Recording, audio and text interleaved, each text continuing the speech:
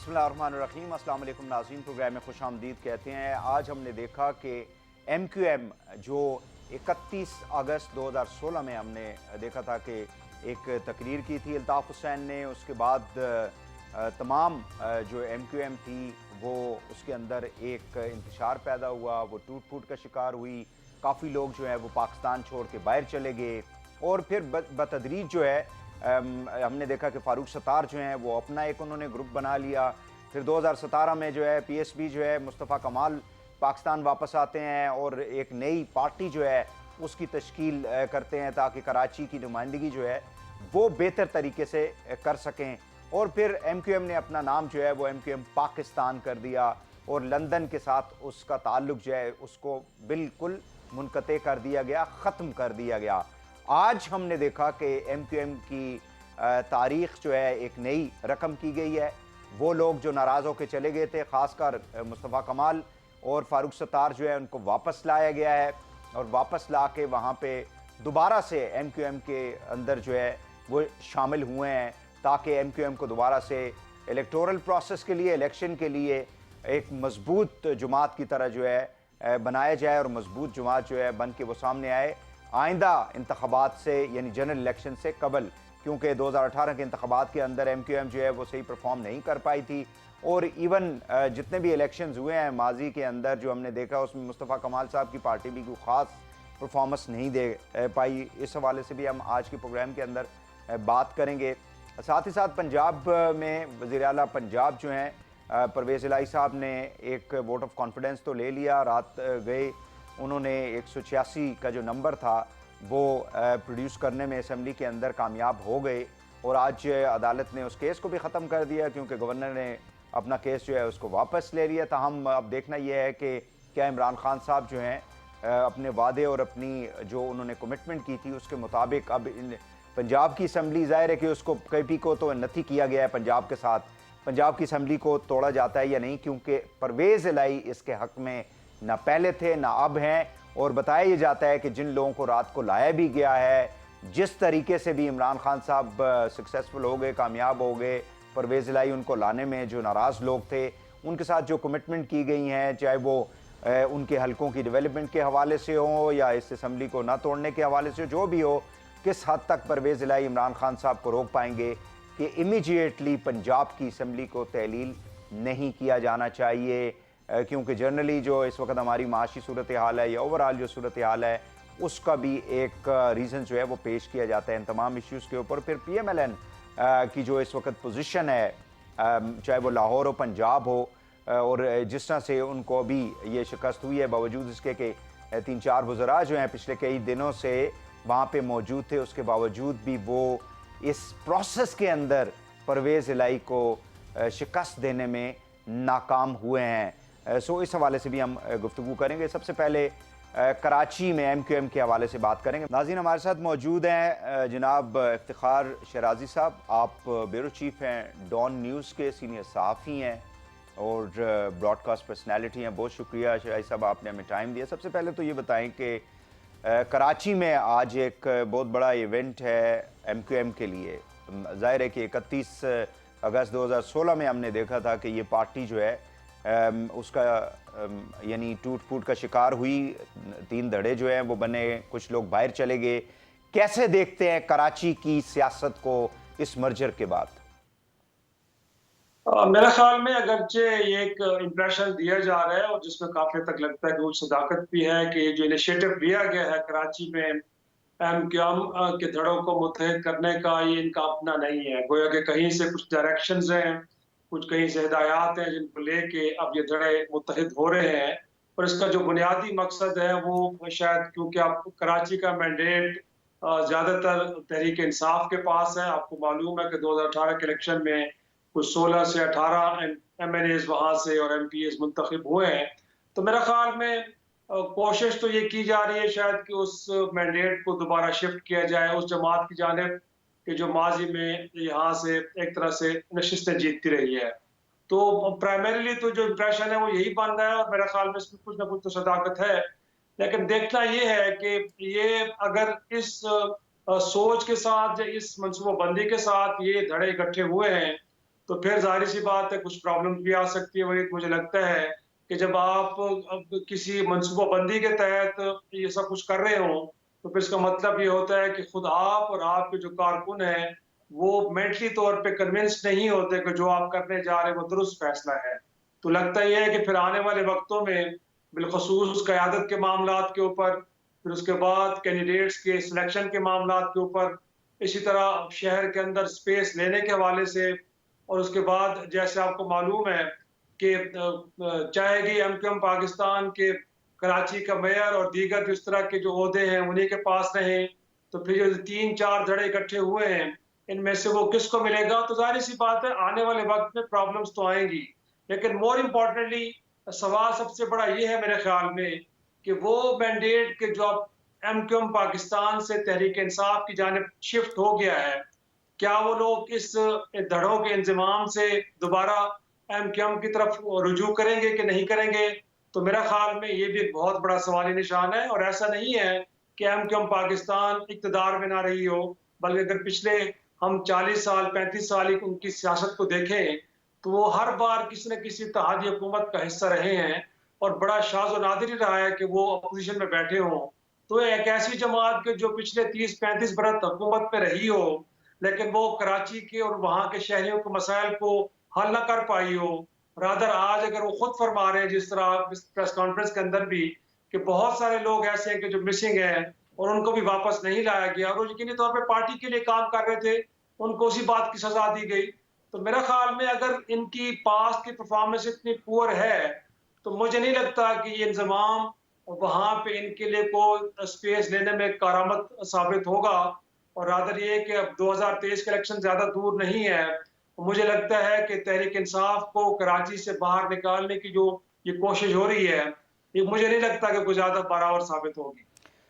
शराई साहब, एक तो ये है कि गो के हमारे लोग जो है वो माजी को भूल जाते हैं, फरामोश कर देते हैं। ये तीनों धड़े जो हैं, यानी एक एमक्यूएम जिसके अंदर चले गए, फारूक सत्तार साहब और Mustafa Kamal, let us directly talk to about them. उन्होंने जो लैंग्वेज इन लोगों के लिए इस्तेमाल की थी, क्या आवाम हमारी भूल जाएगी या ये खुद भूल जाएंगे? जो तलखियाँ इनके अंदर पाई जाती हैं, एक तो आपने पॉलिटिकल जो स्पेस है उसकी बात तो बिल्कुल वाज़े तौर पे कर दी कि एमपीएस किन के होंगे, एमएनएस की सीटों पे कौन होगा। दूसरा, ये अपना पर्सनल जो इनका एक आपस के अंदर मसाइल थे, क्या आप समझते हैं कि वो इतने जल्दी भूल भाल जाएंगे ये सारा कुछ? नहीं, मुझे नहीं लगता कि भूल-भाल पाएँगे, और बिलख़ुसूस जो आज गुफ्तगू वो फरमा रहे हैं, जिसका ज़िक्र आपने भी किया है, यकीनी तौर पे आज वो इस बात का इकरार कर रहे हैं, जब मुस्तफ़ा कमाल साहब ये फरमा रहे हैं कि उन्होंने कराची को रॉ से इसीलिए आज़ाद नहीं कराया कि वो आसिफ ज़रदारी साहब की जागीर बन जाए, तो मेरा ख़्याल में आज वो इस बात को एडमिट कर रहे हैं कि इस शहर के अंदर, इस शहर के वासियों को मुल्क के खिलाफ एक तरह से इस्तेमाल किया गया, और माजी में जो उन पे इल्ज़ामात लगते रहे, जिनकी वो बार-बार तरदीद करते रहे, उनसे इनकार करते रहे, आज अपने मुँह से उस बात का इकरार कर रहे हैं कि उनके वो बानी कायदे एमक्यूएम हो या वो खुद हों, क्योंकि वो उस टीम का हिस्सा रहे हैं। इस बात का इकरार तो करना कि शराजी माजी साहब, में डू यू वो थिंक कि अल्ताफ हुसैन जो है वो अब बिल्कुल वाकई में माजी बन चुका है? क्योंकि जब एमक्यूएम के लोगों से बात की जाती है तो वो कहते हैं जी ये एमक्यूएम पाकिस्तान है, इसका 31 अगस्त 2016 के बाद कोई ताल्लुक लंदन से नहीं है। सो डू यू थिंक कि ये बाद में ऐसा तो नहीं होगा कि उनको भी किसी गुडविल के जरिए जो है कहेंगे ले आएंगे? बिकॉज अगर प्रैक्टिकली देखा जाए तो 16 तक, उससे पीछे जितना भी मैंडेट था 30-35 साल, वो अल्ताफ हुसैन के नाम का था, जैसे आज इमरान खान का नाम जो है वो पीटीआई के साथ एसोसिएटेड है। जी, बिल्कुल, मेरा ख़्याल में जनरल मुशर्रफ साहब ने भी ये एक गलती की थी। आपको याद होगा कि पुअर परफॉर्मेंस और उसके बाद लोगों का जो मिसट्रस्ट था, उसके नतीजे में नेमतुल्लाह खान जो जमात इस्लामी से ताल्लुक़ रखते थे, वो इस शहर के मेयर मुंतखब हुए थे, और उसके बाद हमें लग रहा था कि शायद अब जो एमक्यूएम है वो किस्सा पारी ना हो गई। लेकिन उसके बाद 99 के कू के बाद एक डिक्टेटर ने अपने सियासी मकासद के लिए इस जमात को स्पेस दी, उनको रीग्रुप होने का मौका दिया, और फिर उसके बाद आपने देखा कि वो कितनी डिमांडिंग हो गई, और शहर के अंदर जो अमन अमान की सूरत हाल है और बाकी मसाइल कितने बढ़ गए थे, तो बिल्कुल जिस खदशे का आप इजहार कर रहे हैं, इसमें कोई शक नहीं कि बहुत सारे लोग आज भी अल्ताफ हुसैन से कनेक्टेड हैं, उनके लिए बड़ा नरम गोशा रखते हैं। उनके ख्याल में एमक्यूएम का जो हकीकी लीडर है, वो अल्ताफ हुसैन ही लेकिन है। इन लोगों के तो लिए बात शायद तो ये इतना घड़े आसान, इकट्ठे हो जी, जाते इनके हैं। लिए आसान नहीं होगा। आखिरी सवाल ब्रीफली मुझे बता दीजिएगा कि वैसे तो लॉ एंड ऑर्डर कराची का बिल्कुल ही यानी हाथों से निकल चुका है। आए दिन हम देखते हैं जवान खवातीन जो है, यानी लोग जो लूटे जा रहे हैं, पैसे, माल उनका, चीजें जो है, मोबाइल, ये चीजें तो छिन रही हैं, उनकी जानें जा रही हैं डेली बेसिस के ऊपर। बट एक एमक्यूएम चूंकि माजी के अंदर एक पॉलिटिकल टेररिज्म उनके साथ एसोसिएटेड रहा, बंद बोरी लाशें, फलाना ये वो, यानी बत्ते खोरी, ये फलानी चीजें। सो डू यू थिंक कि दोबारा से इस तरह की चीज तो नहीं इमर्ज? क्योंकि आज फारूक सत्तार साहब ने तो प्रेस कॉन्फ्रेंस जो पहली उन्होंने अकेली की, उसमें तो उन्होंने कहा कि कोई ऐसा काम जो है वो हम फ्यूचर में नहीं होगा जो माजी में होता रहा है। मेरा ख्याल में माजी में ये जो काम किए ये इसी बुनियाद के ऊपर ये पार्टी डिफेम भी हुई और लोग इससे मुतनफिर भी हुए। एक तो डिलीवर नहीं कर पाए, उसके बाद जो एक कल्चर ये था पार्टी के अंदर के आम आदमी भी आगे जा सकते हैं, उसके लिए भी स्पेस थी। बाद में देखा है कि ये पार्टी भी एक एलीट कैप्चर का शिकार हुई है और इसमें भी सिलेक्टेड किस्म के लोगों को आगे लाया गया। आम कारकुन के लिए मसाइल मुश्किलात तो थी, लेकिन उसके लिए पॉलिटिकल स्पेस कोई नहीं बाकी रही थी। तो मुझे लगता है कि माजी के तजुर्बात से इन्होंने भी सीखा होगा।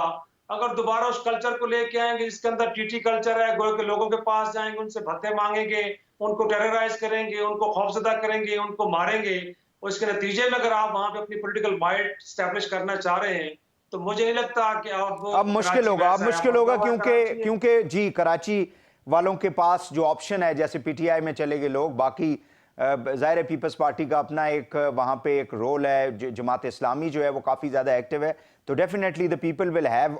So many option. बहुत शुक्रिया आपका इफ्तिखार शिराजी साहब, आपने हमें टाइम दिया। सीनियर सहाफ़ी नाज़रीन हमारे साथ मौजूद थे। यहाँ पे एक शॉर्ट ब्रेक लेंगे, वापस आके प्रोग्राम को आगे बढ़ाते हैं, हमारे साथ रहिएगा।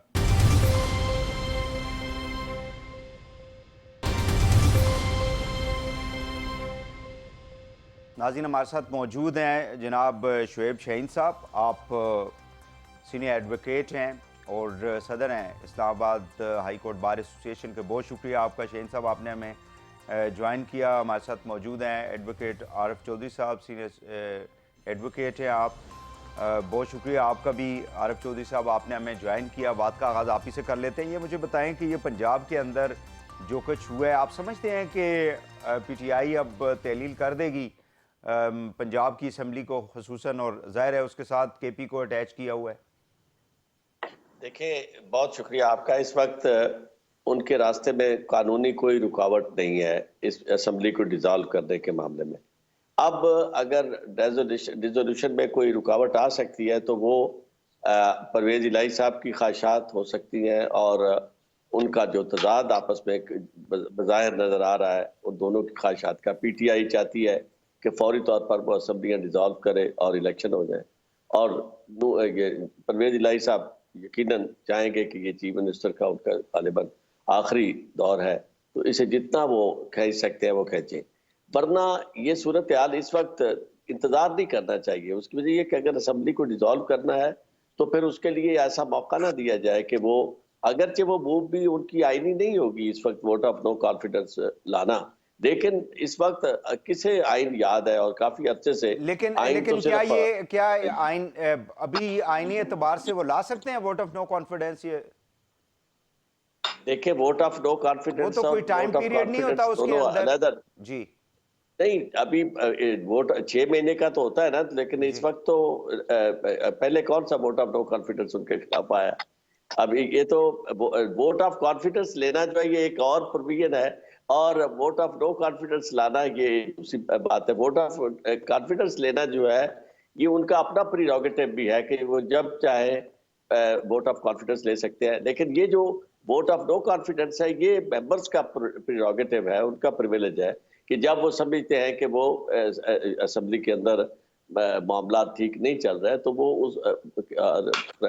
चीफ मिनिस्टर जो है उस पर इतबार नहीं रहा तो वो वोट ऑफ नो कॉन्फिडेंस ला सकते। कानूनी तौर पर तो जो आईनी सूरत हाल है वो तो ये है कि जब ये रूल्स के मुताबिक भी कि जब ये चल रही है इस वक्त असेंबली का इजलास हो रहा है, इन सेशन है, तो उस वक्त वोट ऑफ नो कॉन्फिडेंस नहीं लाया जा सकता। लेकिन इस सब कुछ के बावजूद ये ऐसा होगा, और खास तौर पे वो कुव्वतें जो पीछे बैठी हैं, जिनको बहुत ज्यादा बेचैनी और बहुत ज्यादा तकलीफ हुई है सारे अमल में, जो आज वोट ऑफ कॉन्फिडेंस उन्होंने कल ले लिया, तो वो तो जाहिर है अभी किसी कोशिश में है कि भाई कुछ ना कुछ करो। तो ऐसी सूरत हाल में फिर नया नया उन्हें इमदाद के पैकेज भी मिले हैं, तो ऐसी सूरत हाल में तो काफी सारी फिजा जो है उनके हक में है कि वो इस वक्त एक और मूव करे और जो मर्जी सर धड़ की बाजी लगा दे कि ताकि ये असेंबली जो है ये बहाल कायम रहे। बल्कि कोशिश उनकी तो ये होगी कि ये असेंबली जो है इसमें चीफ मिनिस्टर भी उनका आए, तो ताकि जो बाकी का लेकिन वो कामयाब नहीं हो सके हैं। शुएब साहब, पहले तो आज जो हमने देखा, गवर्नर साहब ने जो है वो अपना पूरा केस ही जो है वो वापस ले लिया, और उसके बाद सारा मामला ही जो है वो ख़त्म हो गया। तो अब इसकी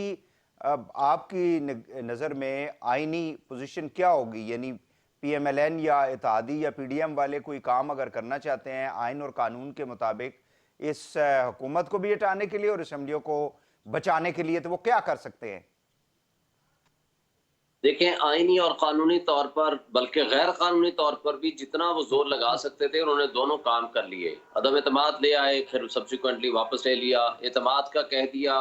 एक दिन का टाइम दिया, एतमाद का वोट लेने ना लेने की वजह से उन्होंने डीनोटिफाई कर दिया परवेज इलाही साहब को, और कोर्ट ने उसको टेम्परेरी रिलीफ दे दिया। पर्पज उनका सिर्फ यही था कि किसी तरीके से असम्बलियाँ बच जाएं। मेरा ख्याल है असम्बलियाँ फॉर द टाइम बीइंग उन्होंने उनको बचाने में कामयाब हो गए, जो कि PDM और परवेज इलाही साहब चाहते थे।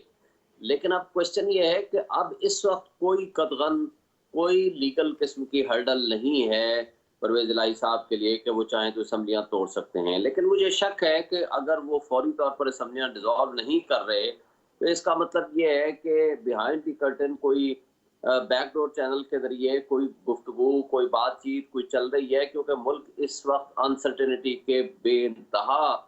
उरूज पे है, और आज ये मुल्क चलने के काबिल नहीं रहा because of all these political जो पोलराइजेशन है, और मईशत पे बहुत बुरे असरात मुरतब हुए हैं। LCs नहीं खुल रही, डॉलर्स आपका मिल नहीं ये रहा। तो चले एक स्ट्रेटेजिक, जी बिल्कुल बिल्कुल, आप जो एक पूरी एक पेंट कर रहे हैं पाकिस्तान की जो इस वक्त हमारी जो सियासी और खुसूसन जो माशी सूरत हाल है। लेकिन आज खबरें ये आ रही हैं कि जमान पार्क के अंदर जो कंसल्टेशन की जा रही है या हो रही है इस सारे प्रोसेस के बाद, वो उन लोगों को जिनको कल टेलीफोन्स करके, मिन्नत समाजत करके, जो भी उनके साथ किया गया, उनको लाया गया और एक नंबर को 186 को पूरा किया गया, जिसके अंदर एक इंडिपेंडेंट का भी कहा जाता है, जिसके अंदर वहदतुल मुस्लिमीन वाले जो है मजलिस वहदतुल मुस्लिमीन, उनका भी एक आ गया नंबर। तो इट मीन्स के PTI के अपने 14 लोग जो हैं वो मिसिंग। इसी तरह काफ लीग के भी लोग। तो जिन लोगों से इन्होंने वादे किए हैं कि आपको डेवलपमेंट फंड्स देंगे, आपके काम अब होंगे जो पहले नहीं हो रहे थे, तो वो भी एक प्रेशर तो खान साहब के ऊपर होगा ना, अलॉन्ग विद परवेज इलाही के जी अब इसको थोड़ा सा आप चलने दें। देखिए, बात दुरुस्त है, क्योंकि दाहरे अगर तो ये कमिटमेंट लेके आए हैं, कल परवेज इलाही साहब, इमरान खान साहब की मुलाकात भी हुई है, अगर उन लोगों से वोट लिया गया है और इस कमिटमेंट के ऊपर कि आपको फंड्स देंगे और हम फौरी तौर पर असेंबली डिसॉल्व करने नहीं जा रहे, तो ज़ाहिर ना चाहते हुए तो फिर इमरान खान साहब को स्टेप डाउन करना पड़ेगा टू दिस एक्सटेंट, और रीजन देनी पड़ेंगी कि ये वजह है कि आज हम असेंबली डिसॉल्व करने की तरफ नहीं जा रहे। तो नेचुरली ये वन ऑफ द रीजन हो सकती है। फिर ये भी रीजन हो सकती है कि जिन लोगों ने जानबूझ के एब्सटेन किया उनके खिलाफ कार्रवाई की प्रोसीडिंग्स भी हो सकती हैं ताकि उनको पार्टी से निकाला जाए। तो ये सारी बातें बहरहाल अंडर कंसिडरेशन तो हैं, और ये एक होगा एक प्रेशराइजिंग टैक्टिक्स उनके ऊपर भी होगा जो इस वक्त PTM के लोग हैं कि किसी भी वक्त असेंबली डिसॉल्व हो सकती है। तो नेचुरली मेरा ख्याल है, मेरी जो राय है, मेरी एक गेस है, वो ये हो सकता है कि इस तरफ जा रहे हों क्योंकि मुख्तदर हल्कों को भी पता चल गया कि जो अरस्तू लाए थे ये मुल्क को ठीक करने और महंगाई ख़त्म करने और मईशत को ठीक करने के लिए, अब उनके ऊपर भी ये प्रेशर है कि इस अनसर्टेन कैफियत से निकला जाए, सारे मिल के किसी एक मुतफिका किसी मामले पे आ जाएं, महीना 2 महीने 4 महीने कोई आगे कर ले कोई पीछे कर ले, क्योंकि टोटल अब 6 महीने की गेम रहेगी है ना। अब 6 महीने में कोई 2 महीने छोड़ दे, कोई 3 महीने छोड़ दे, तो इस हाँ, तरह बिल्कुल करके मिडिल ऑफ द टाइम सही है, कोई बात हो सकती है, मेरा ख्याल है कि बिल्कुल जिसकी सही है, वजह से बिल्कुल सही है। ये अंडर जी, कंसिडरेशन ये सारी आरिफ बातें। चौधरी साहब, देखें, एक तो है कि आपकी पॉलिटिकल स्ट्रैटेजी, खान साहब की पॉलिटिकल स्ट्रैटेजी, इस हवाले से तो अभी तक जो है वो कोई भी वजह हो, लेकिन वो अब कामयाब तो हो गए हैं, क्योंकि पीडीएम पीएमएलएन जो है उन्होंने पूरा जोर लगाया है, वहाँ पे फेडरल मिनिस्टर्स भी मौजूद थे, और सुनने में ये आ रहा है कि जो पीएमएलएन की लीडरशिप है बाहर, मुल्क से बाहर, नवाज शरीफ साहब, वो काफ़ी ज़्यादा इस सारी सूरत हाल से परेशान भी और नाराज़ भी हैं अपने लोगों से। खान साहब के ऊपर कितना मॉरल प्रेशर होगा अब अगर वो कोई भी रीज़न पेश करते हैं? जो बातें शुएब साहब कर रहे हैं, आई थिंक कि ये 100% बिल्कुल दुरुस्त है, बट किस हद तक उनके ऊपर एक अवाम का या अपने लोगों का प्रेशर होगा, और फिर इसी चीज़ को जो है लेके उनके जो मुखालिफिन कहेंगे, हम तो पहले ही कह रहे थे ये हमेशा हमेशा जो है वो यू टर्न लेने के माहिर हैं, क्या कहेंगे आप? बात आपकी दुरुस्त है। उसकी वजह ये कि अगर ऐसा अरेंज किया गया है और उन लोगों के साथ वादे करके ये नंबर पूरे किए गए हैं, तो फिर मैं समझता हूं कि उनके साथ वादों से ज्यादा इंपॉर्टेंट इनकी अपनी क्रेडिबिलिटी है। क्योंकि ये क्रेडिबिलिटी जो है ये वो अवाम जो इनका साथ दे रही है और इनके साथ पहले वो चले इस हद तक, आखिर दम तक वो चले कि जनाब हम गोलियां तक उन्होंने खाई कि जी आपको हम ये लॉन्ग मार्च में उन्होंने साथ दिया कि इलेक्शन, लॉन्ग मार्च किसके लिए था? इलेक्शन करवाया जाए फौरी। उसके बाद इन्होंने कहा जी नहीं, लॉन्ग मार्च की हमें जरूरत नहीं है, हम अपना एक तरीकेकार इख्तियार करते हैं, और वो दूसरा तरीकेकार ये है कि असेंबली डिसॉल्व कर देते हैं। और अब इनके जो डेमागॉग हैं और इनके जो स्पोक्स पर्सन हैं वो बार बार, खासतौर पर फवाद चौधरी साहब, कोई लम्हा जाया किए बगैर वो फौरी कह रहे हैं कि जनाब फौरी बहाल होने के बाद असेंबली जो है वो तोड़ दी जाएगी, और आज तोड़ रहे फवाद हैं और चौधरी कल तोड़ साहब रहे की तरह के जो लोग हैं वो तो इस वक्त पावर से बाहर है ना, इंक्लूडिंग इमरान खान साहब, और पावर से बाहर हाँ तो जी, कोई भी तो नहीं रहना चाहता, पावर के अंदर तो परवेज इलाही साहब हैं। हाँ, तो अब जो पावर के अंदर हैं उनको पावर के अंदर रखने वाले भी वो हैं जो पावर से बाहर हैं। सही तो है। इसलिए अब दोनों का इंटरेस्ट जो है वो आपस में किस हद तक क्लैश करता है। और दूसरी बात यह है कि ये बहुत बड़ी जिम्मेदारी है इमरान खान साहब की कि अगर इस वक्त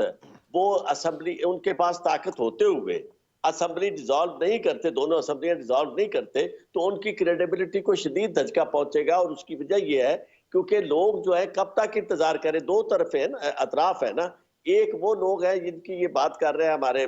सदर साहब कर रहे हैं, शोएब शाहीन साहब मुतरफ कर रहे हैं कि जनाब वो बैकडोर भी ये सोच रहे हैं कि जनाब ये, मैं नहीं समझता कि कोई भी इस तरह सोच रहा है। जो कुव्वतें इस वक्त इक़्तिदार में लाई हैं और जो इक़्तिदार में बैठे हैं, उनकी पूरी कोशिश है कि आखिरी दिन तक वो इक़्तिदार में रहे, हर सूरत में रहे। और बल्कि ये मौजूदा उनके लिए और बहाना बन गया कि देखें जनाब हम तो बाहर से कर्जे भी ले आए, इमदाद भी ले आए, तो अब पाकिस्तान, अब तो पटड़ी पे हमने पाकिस्तान को चढ़ाया है और अब तो हमें रहना चाहिए। तो ऐसी सूरत हाल में सिर्फ इमरान खान ही है जिसके इंटरेस्ट में ये है कि वो असेंबली को डिसॉल्व करे और उनके पास कोई चारा ना रहे, और अल्टीमेटली वो इलेक्शन, अगर ये काम ना हो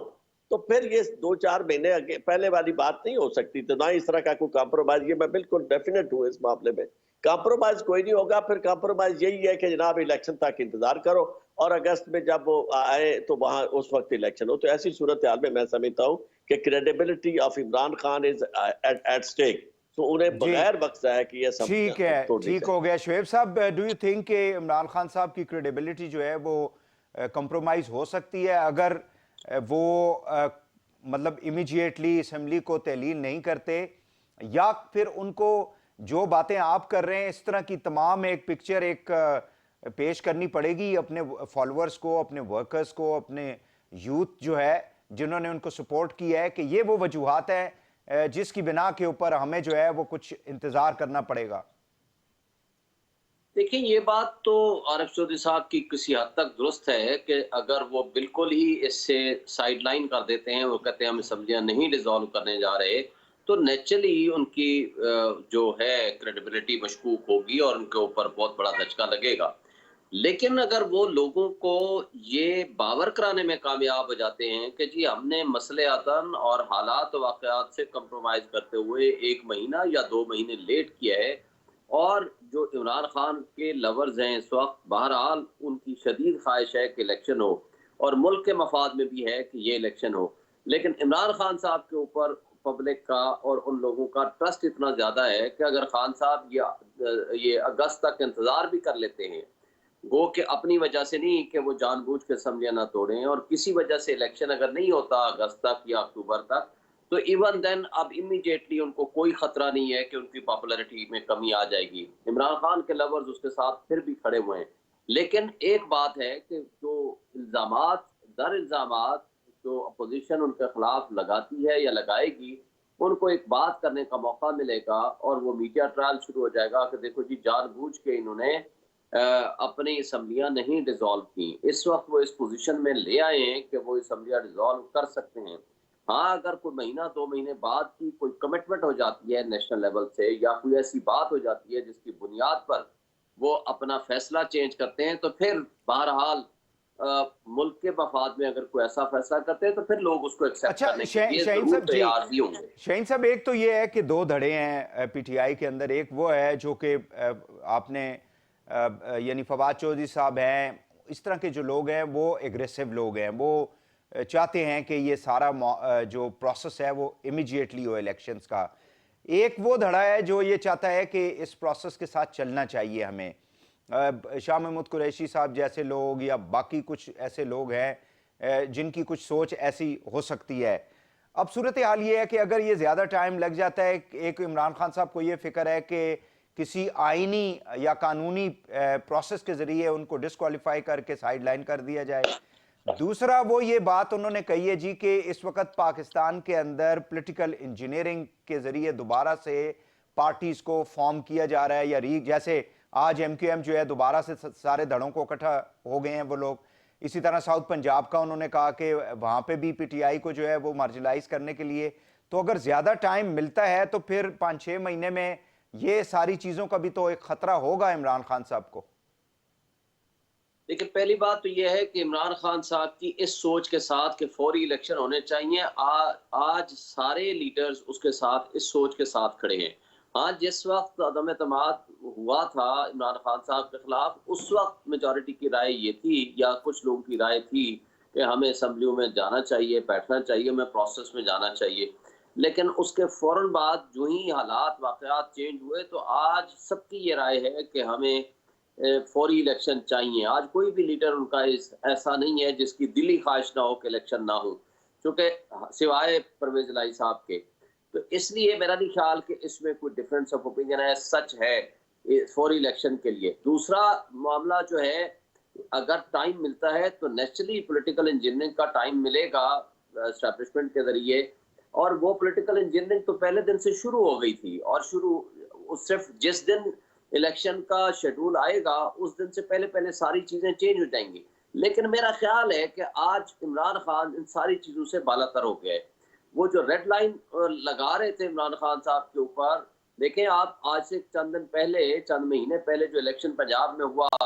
उस वक्त एस्टैब्लिशमेंट को भी इमरान खान साहब ने कहा कि पॉलिटिकल इंजीनियरिंग कर रहे हैं और वहाँ लोगों को फोन आ रहे हैं। साथ उसके ये हुआ कि हमजा शहबाज की डायरेक्ट हुकूमत थी और उसकी एडमिनिस्ट्रेशन थी, उसके बावजूद 20 सीटों में से अगर 16-17 सीटें वो जीते हैं, और पाकिस्तान के 8 सीटें या 9 सीटें का जो इलेक्शन हुआ है उसमें से 8 सीटें वो जीत जाते हैं इमरान खान साहब खुद। तो ये बात तो साबित हो गई कि इस तमाम तर कोशिश, आप कराची वाली सीट देखें, एक जलसा भी नहीं किया मौलवी अब्दुल्ला के लिए, लेकिन वहां से इनका कैंडिडेट जीता, और तमाम पॉलिटिकल पार्टीज इंक्लूडिंग तमाम धड़े जो हैं वो सारे इकट्ठे होकर भी उसके आधे वोट भी नहीं ले सके।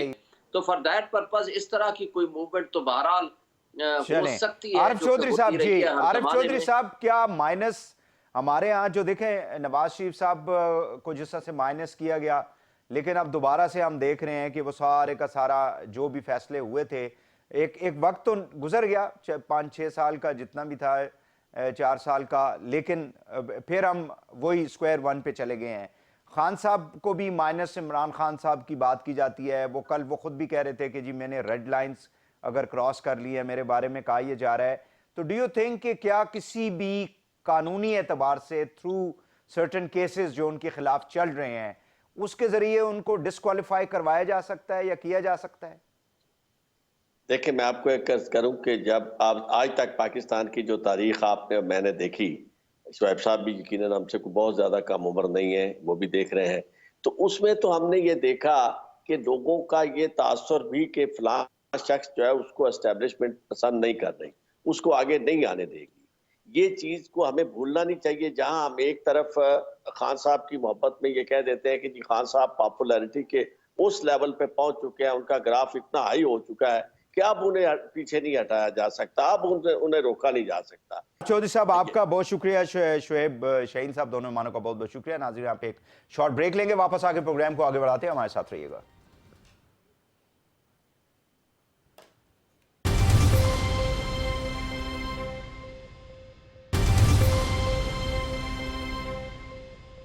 वेलकम बैक नाज़रीन, हमारे साथ मौजूद है जनाब आमिर इलियास राना साहब, सीनियर सहाफ़ी हैं, एक्सप्रेस ग्रुप के साथ मुंसलिक हैं। बहुत शुक्रिया आमिर भाई, आपने हमें टाइम दिया। सबसे पहले तो ये बताएं कि ये पंजाब के अंदर कल परवेज़ इलाही साहब 186 वोट लेने में कामयाब हो गए, अपोजिशन जो है वो वहाँ से चली गई, और ज़ाहिर है कि पिछले कई दिनों से हमने देखा था कि वहाँ पे वफाकी वज़रा लाहौर के अंदर मौजूद थे, राना सनाउल्लाह साहब और बाकी लोग। क्या वजह है कि अपोजिशन वहाँ पे इस सारे प्रोसेस को डिफीट नहीं कर सकी? देखिए जी, मेरा ख्याल है कि मुस्लिम लीग नून और उनके जो इत्तेहादी हैं, पीपल्स पार्टी हैं, कुछ रायत पार्टी है, कुछ आज़ाद हैं, वो उनको जाहिर है कि वो तो 180 थे और 179 कह लें आप, और वो 190 पे मौजूद थे। और जब एतमाद के वोट की बात गवर्नर ने की तो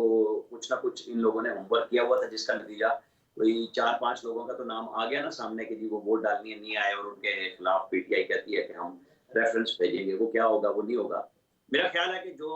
गठजोड़ किया गया था, जो जोड़ तोड़ था, इनको यकीन था कि वो 186 वोट नहीं ले सकते, और इसी बुनियाद पे उस सारे सिलसिले को मुस्तहकम करने के लिए राना सनाउल्लाह, पहले साद रफीक और फिर अता तारड़, ये सारे लोग वहां जाके पंजाब में बैठे रहे, मीटिंग्स भी की, पंजाब असेंबली में भी गए, फिर वो जिस तरीके से उनको रोका गया तो सारा मंजर देखा, तो इनको ये उम्मीद नहीं थी, बिल्कुल क्लियर बात है कि चौधरी परवेज इलाही नंबर 1 एतमाद का वोट लेंगे वो, बल्कि इनका ख्याल ये था कि वो अदालत के जरिए इसको एक्सटेंड करने की कोशिश करेंगे, और लेंगे तो उनके पास वोट पूरे नहीं होंगे, जिसकी बुनियाद पर ये सारे दावे कर रहे थे। लेकिन वक्त बदला है और उन्होंने धोबी पटड़ा मारा है PMLN और उनके तमाम इत्तेहादियों को, और चौधरी परवेज इलाही को, जो मैं हमेशा से कहता आ रहा हूँ कि राजनीति का बड़ा खिलाड़ी है चौधरी परवेज इलाही, और उनके साथ इमरान साहब और बाकी इन लोगों ने मिल के एक रास्ता बनाया है। लेकिन अब जब वो कामयाब हो गए हैं और बज़ाहिर मुस्लिम लीग नून को और उनके इत्तेहादियों को शिकस्त हुई है, तो अगला मरहला हमारी हद तक, मैं कहूँगा मीडिया की हद तक डिबेट में आएगा कि जी क्या परवेज इलाही अभी असेंबली तोड़ेंगे या इमरान खान को। आज तो खबरें जो आज सारा दिन चलती रही हैं उसमें तो लग ये रहा है कि परवेज इलाही जो है, उन्होंने जिन लोगों को लेकर आए हैं, ये मेंबरान को जो नाराज भी थे, जिनके लिए इंतजार करते रहे घंटे घंटे, असेंबली आगे जाती रही, उनके साथ कमिटमेंट है कि भाई असेंबली इतनी जल्दी नहीं तोड़ रहे। तो आई डोंट थिंक कि इस तरह इमरान खान, लेकिन प्रेशर तो होगा इमरान खान साहब के ऊपर, मॉरल एक प्रेशर अवाम का, अपनी पार्टी के अंदर एक धड़ा जो है जो चाहता है कि ये सारा कुछ गोल हो जाए। नहीं, मैं समझता हूँ कि वो धड़े धड़े की कोई कहानी नहीं। पीटीआई में वो इमरान खान जो चाहता है, और अगर इमरान खान मजबूर हुए और चौधरी परवेज इलाही ने उन्हें कन्विंस कर लिया कि इसका असेंबली का बरकरार रहना हमारे फायदे में है और तोड़ने में नुकसान ज्यादा हो सकता है, तो जब इमरान खान कहेंगे तो उनके वोटर को कोई परवाह नहीं होगी। ये बात ध्यान में रखिएगा। वो जो भी जमात होती है वो उनके साथ लोग खड़े में हैं। इमरान खान का अपना जो वोटर है, सपोर्टर है, माइती है, वो सारा रहेगा, और उसी की बेस पे ही ये एमपीए जो रुकते हैं कि वो अपनी पार्टियां ना तोड़े। जैसे नवाज शरीफ की पार्टी के अंदर नवाज शरीफ का अपना जोर मौजूद है तो लोग वोट पार्टी से नहीं भागे। जरदारी साहब का अपना एक है कि वो लोगों को शामिल रखते हैं, बल्कि मजीद भी शामिल कर लेते हैं। तो ये उनके लिए इशू नहीं होता। पाकिस्तान के अवाम का सबसे बड़ा मसला भी यही है कि हमारे यहाँ सब लोग जिसके साथ है उसके साथ खड़े हैं, अच्छाई और बुराई को देखे बगैर। तो वो असल इशू है इमरान खान का खुद कन्विंस होना, और इमरान खान चौधरी परवेज इलाही की वजारत आला होते हुए अपनी वजारत उज़्मा को कितने दिन दूर रख सकते हैं, यही वो बात होगी जो परवेज इलाही और इमरान खान के दरमियान रास्ता भी बनाएगी, रास्ता तोड़ने का मूजिब हो सकती है। लेकिन ये मैं फिर कह रहा हूँ कि ये हमारी और आपकी डिस्कशन की हद तक है। इमरान खान अगर ये फैसला कर लेंगे कि वो परवेज इलाही की बात मान लेते हैं कि हम नहीं तोड़ेंगे, क्योंकि सिस्टम ये फैसला कर चुका है कि फिलहाल इलेक्शन नहीं होंगे, ना कोई अबूरी हुकूमत बनाई जाएगी, क्योंकि पाकिस्तान की जो मईशत है वो इसकी मुतामिल नहीं हो सकती। आमिर साहब, मुझे ये बताएं कि इस वक्त पंजाब के अंदर जाहिर है कि इतना बड़ा ये सारा प्रोसेस चल रहा था और उसमें हमजा शहबाज जो है उनकी गैर मौजूदगी या उनका मौजूद ना होना, जो अपोजिशन लीडर भी रहे, अभी भी हैं, चीफ मिनिस्टर भी बीच में बने, फिर पीएमएलएन के अंदर भी हमें एक यकसुई दिखाई नहीं देती है, उसकी क्या वजह क्या है उसकी? नहीं, पीएमएलएन के अंदर भी मैं वही बात कहूंगा कि जाहिर है कि हमजा शहबाज ना होने का एक फर्क तो पड़ता है, लेकिन यकसुई वही है कि जो नवाज शरीफ का फैसला है वही सारी जमात का फैसला होगा। नहीं, वहां पे लेकिन भी लोग पंजाब इस के तरह अंदर नहीं जो है। लोग मौजूदा लोग हैं, जाहिर है कि नवाज शरीफ साहब तो गाए बगाए, मतलब पार्टी के अंदर वो खबरें बाहर भी आती हैं कि अपनी नाराजगी का इजहार भी करते हैं। अब शहबाज शरीफ साहब यहाँ पे थे, उन्होंने 4 वज़रा को भी वहाँ पे डिप्यूट कर दिया, बट इवन देन जो है वो उस तरह से हमें चीज़ें दिखाई नहीं दी जिस तरह से मतलब एक एक्टिवली, जैसे पहले ये लोग थे एक्टिवली इस सारे मामले के अंदर इन्वॉल्व। आप ये देख लेना कि हमजा शहबाज कोई दूर तो नहीं है, लंदन में ही है जहां नवाज शरीफ मौजूद है, सही। कि वो अगर भेजना चाहते, चाहे वो ना भी चाहते, तो फिर उनको आना पड़ता। तो ये तो फैमिली का, जो फैमिली पॉलिटिक्स हमारे यहाँ हर सियासी जमात में इमरान खान साहब का बिल्कुल यारी दोस्ती के ऊपर चल रहा है और बाकी अपनी फैमिली पॉलिटिक्स जरदारी साहब की भी चल रही है, इनकी भी चल रही है। तो इनके यहाँ कोई ये आवाज नहीं उठी कि इनके को बंदे टूट के दूसरी तरफ खड़े हो गए हों जाके, सही। कि जी उनसे कोई इमरान ने टिकट का वादा कर लिया हो, फिर परवेज लाई ने कर लिया और वो गैर हाजिर हो जाए। वो गिनती का मसला चूंकि था नहीं इनका, इन्होंने शोर किया, प्रेशर किया और असम्बली को बचाने के लिए अदम एतमाद की तहरीक भी की और टेक्निकल ग्राउंड्स पे एतमाद के वोट की गई कि अगर दाव लग जाता है तो दाव लगने के बिल्कुल इनके करीब था और इनको जाहिर है उसमें शिकस्त हुई है। ये क्वेश्चन अपनी जगह पे बिल्कुल मौजूद है कि हमजा शहबाज क्यों नहीं थे, लेकिन मेरा ख्याल है कि वो सबकी ख्वाहिश यही है कि अब मरियम नवाज ने जो ऐलान किया है जनवरी के तीसरे हफ्ते का, तो उसका प्रॉपर शेड्यूल दे दें, क्योंकि इनको पोलिटिकली हमजा शहबाज या शहबाज शरीफ ने ग्राउंड में नहीं लेके जाना। वो इंतजामी तौर पे तो कर सकते हैं, लेकिन सियासी तौर पे जाहिर है कि वो नवाज शरीफ और मरियम नवाज का है कि वो आएंगे तो फिर इनकी सियासत जो है वो बनेगी पंजाब के अंदर और मुल्क में अंदर कि हाँ जी अब ये आ गए हैं और इलेक्शन वो इमरान खान के खिलाफ लड़ रहे होंगे। अब वो बयानिया है कि इमरान इलेक्शन में मौजूद नहीं होंगे, उनको सजाओं का इम्कानात हैं, जैसे 2017 में नवाज शरीफ को सजा हो गई थी और उससे पहले एक सजा बनी थी जो आज फिर बनी हुई है। उसके जो भी मुहरकात हैं आपको और हमें पता है कि रोजाना हम डिस्कस करते हैं कि जो पहले इनके करीब थे अब वो दूसरी तरफ करीब हो गए, ये बार बार ताना देते रहे, मीर जाफर सादिक कहते रहे, तो वो पाकिस्तान की हकीकत है, उसको झुटलाया नहीं जा सकता। अब वो इमरान खान कहें आज ऐलान कर दें कि मैंने रेड लाइन क्रॉस कर ली, जिसको वो कल कह रहे थे कि मुझे रेड लाइन लगा दी गई है और मैं क्रॉस भी करूंगा, तो उन्होंने बजाहिर पंजाब का जो अपना सूबा उनके हाथ से निकल रहा था वो वापस भी लिया, खड़ा भी किया और अब उनके बयानिए पे वही चेक आएगा कि क्या वो चौधरी परवेज लाई की बात मानेंगे, खुद मानेंगे। पंजाब में एक बड़ा इलेक्शन होता है तो फिर केपी में भी होगा और फिर वो एक पूरा माहौल बनाने की कोशिश है, लेकिन देखना यही होगा कि इमरान इस मरहले पे खुद अपनी बात मनवा सकते हैं या चौधरी परवेज लाई की बात प्रिवेल करेगी, जैसे जनरल बाजवा के हवाले से उन्होंने कहा था कि अब आपने बात नहीं करनी, क्योंकि वो हमारे मोहसिन है और आपके भी मोहसिन है। ठीक है, तो अब हम देखेंगे एक दो दिन में ये बातचीत होगी। रान साहब, मुझे ये बताएं कि नवाज शरीफ साहब की गैर मौजूदगी में गो के मरियम साहिबा ने बड़ा, यानी उनकी गैर मौजूदगी में देखें जीबी का जो इलेक्शन था, फिर एजेके का इलेक्शन था, फिर यहाँ पे भी जितने बाई इलेक्शन, उसके अलावा भी जितनी भी कैंपेनें होती रही, जलसे करते रहे, उन्होंने काफ़ी ज़्यादा अपना एक रोल जो है उसके अंदर अदा किया, जेल में भी रहीं। बट नवाज शरीफ के एब्सेंस में डू यू थिंक कि एक फुल फ्लेज जनरल इलेक्शन की या किसी भी बड़े इलेक्शन की कैंपेन को जो है वो मरियम साहिबा अकेले जो है उसको लीड कर पाएंगी? भले प्राइम मिनिस्टर साहब जो हैं वो यहाँ पे हैं, हमजा साहब भी होंगे, लेकिन नवाज शरीफ साहब की मौजूदगी तो जरूरी होगी आई थिंक। लेकिन जब इलेक्शन अगर होगा जनरल तो फिर प्राइम मिनिस्टर तो कोई और होगा, लेकिन मरियम नवाज ने अपनी पार्टी को नवाज शरीफ के बयानिए की बुनियाद पर जिंदा रखा। अगर वो भी ना करती तो फिर तो इनका कहानी भी ना होती। वो बेशक जीबी में, कश्मीर में या पंजाब के जिमनी इलेक्शन में जीत नहीं सकी, हम यही कहेंगे ना, लेकिन वो हालात अगर एक न्यूट्रल फिजा मौजूद होगी तो फिर उसमें बड़ा फर्क हो जाएगा इलेक्शन के अंदर। पहले तो आपको पता है जब मरियम नवाज ने नवाज शरीफ की जगह पार्टी के अंदर ली, मासेज में ली, तो वो उस वक्त ली जब उनकी तकरीर पे बैन था, उनका नेशनल मीडिया पे उनका टिकर नहीं चलता था और वो सोशल मीडिया के जरिए जो आज इमरान खान कर रहे थे, उनके बैन लगा, फिर वो बहाल हुआ कि रिकॉर्डेड स्पीच करके या थोड़ा सा टाइम दे के आप चला के खिलाफ ना बोले। मरियम नवाज ने उस वक्त पब्लिक की जो थी सिंपैथी गेन की थी, और आज उनको एक मुश्किल तो जाहिर है कि वो जो गवर्नमेंट में आके महंगाई की सिचुएशन है उसका सामना करना है। लेकिन मैं समझता हूँ कि हमारे यहाँ जो लोग हैं वो जब ये वो सारे वो लोग हैं इमरान खान के साथ लग गए कि इमरान खान जी मजलूम हो गए जी, इनको निकाल दिया, उनका वो जो साइफर का था चूरन बिक गया। तो पाकिस्तान के अंदर लोग इसी तरह ही चलते हैं कि अगर लीडरशिप बहादुरी दिखा रही हो तो लोग फिर उनके पीछे चल रहे होते हैं और खड़े हो जाते हैं, और हमें एक अच्छा इलेक्शन देखने को मिलेगा। बहुत शुक्रिया आमिर रियास राना साहब, सीनियर सहाफ़ी नाज़रीन हमारे साथ मौजूद थे। इस वक्त मुल्क की जो सियासी सूरत हाल है और उसके अंदर पंजाब के अंदर PMLN और आने वाले दिनों में PMLN की जो